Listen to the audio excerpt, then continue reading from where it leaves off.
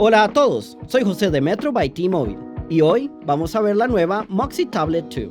Esta tableta económica tiene una pantalla brillante, 2 cámaras y una batería confiable, y lo mejor de todo es que funciona de maravilla en la red nacional de T-Mobile. La Moxee Tablet 2 tiene una pantalla HD Plus de 8 pulgadas, ideal para ver lo que te entretiene donde sea. Tiene un enchufe de 3.5 milímetros para tus audífonos con cable, y si prefieres inalámbricos, viene con Bluetooth 5.0. Puedes hacer videollamadas y tomar excelentes fotos o videos gracias a sus 2 cámaras frontal y trasera de 5 megapíxeles. La Moxee Tablet 2 contiene una poderosa batería de 4300 mAh y se carga con un cable tipo C.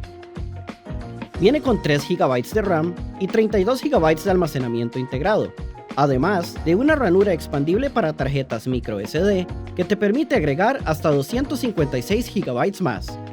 Con Android 12 ya instalado, la Moxee Tablet 2 responde bien a las tareas múltiples sin agotar la batería, gracias a su procesador octa-core de 64 bits.